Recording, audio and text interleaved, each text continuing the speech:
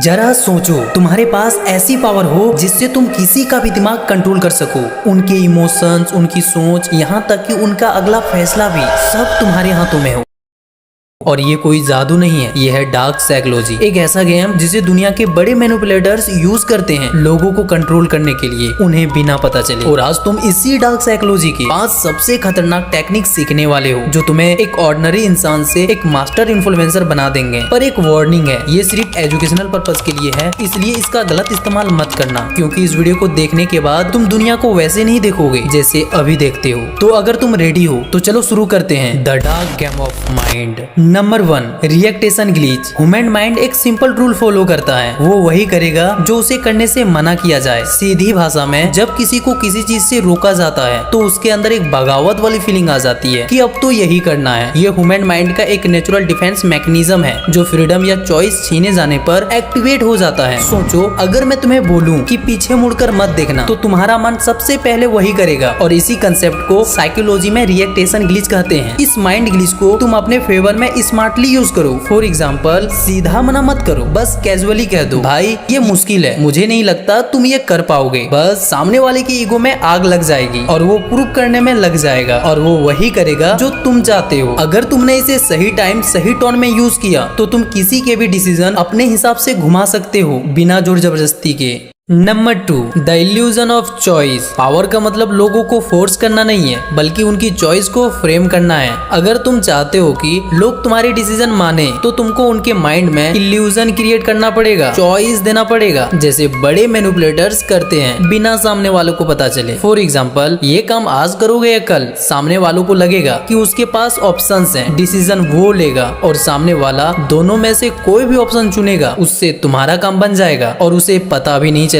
यही trick leaders, politician ज्यादातर use करते हैं। वो कभी कंट्रोल डायरेक्टली नहीं करते हैं, वो लोगों को बस ये फील कराते हैं कि डिसीजन तुम्हारा है, जबकि पूरा गेम उनका होता है। Number 3, the guilty trap. Guilt एक ऐसा इमोशन है जो इंसान को मजबूर कर देता है, कभी एक्शन लेने के लिए तो कभी झुकने के लिए। और मजेदार की बात तो ये है, लोग जबरदस्ती करने पर तो रिएक्ट नहीं करते, लेकिन गिल्ट फील हो जाए तो खुद ही बदलने लगते हैं। जरा सोचो, तुम्हारा एक दोस्त बार बार तुमसे मिलने का प्रॉमिस करता है, लेकिन हर बार अवॉइड कर देता है। अगर तुम उसे सीधा बोलो तुम कभी टाइम नहीं निकालते, तो हो सकता है वो तुमसे दूर हो जाए। लेकिन अगर तुम क्लाइमली बोलो, मैं समझ सकता हूँ, अगर मैं भी इम्पोर्टेंट होता तो शायद तुम मेरे लिए टाइम निकाल लेते। बस ये सुनते ही उसके अंदर गिल्ट आ जाएगा, उसे लगेगा उसने तुम्हारे इमोशंस को हर्ट किया है, और अब वो खुद ही कनेक्ट करने की कोशिश करेगा, खुद ही एक्सप्लेन करेगा और खुद ही माफी मांगेगा। यही है गिल्टी ट्रैप का मैजिक। तुमने फोर्स नहीं किया, बस एक इमोशनल मिरर उसके सामने रख दिया और उसने उसमें अपना गिल्ट देख लिया।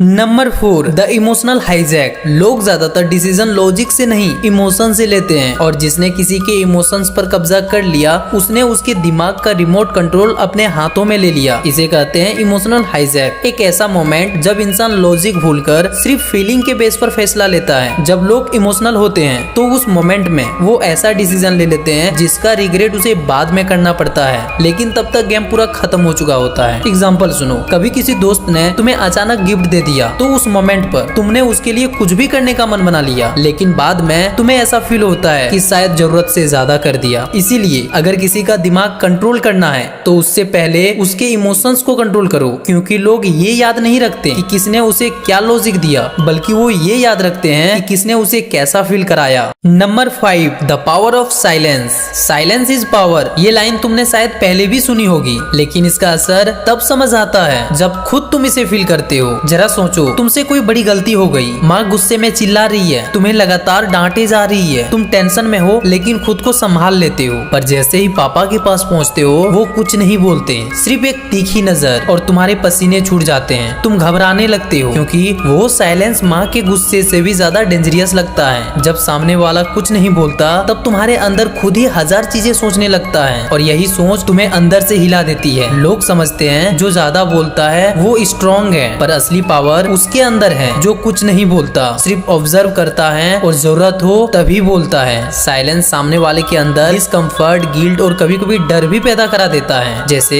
अगर तुम्हें अपने दोस्त से कुछ सच निकलवाना है तो सिर्फ एक लाइन बोलो, मुझे सब पता है, और चुप हो जाओ। जितनी देर तक तुम चुप रहोगे उतनी ही एंजाइटी बढ़ेगी। वो अनकंफर्टेबल फील करेगा और उसे लगेगा कि उसका झूठ पकड़ा जा चुका है और वो सच बोल देगा। एक बात हमेशा याद रखना, जब सब बोल रहे हो तब तुम्हें चुप रहना है, और जब तुम बोलो तो तुम्हारे हर एक शब्दों में वजन होना चाहिए। साइलेंस तुम्हारी प्रेजेंस को पावरफुल बनाता है और लोग तुम्हें सीरियस लेने लगते हैं। अगर तुम इन सारे ट्रिक को सही से इस्तेमाल करना सीख गए तो तुम किसी को भी डीपली इन्फ्लुएंस कर सकते हो। और अब तुम मुझे बताओ कौन सा ट्रिक तुम्हें सबसे ज्यादा पसंद आया। और हाँ, चैनल को सब्सक्राइब करना मत भूलना, वरना बहुत कुछ मिस कर दोगे।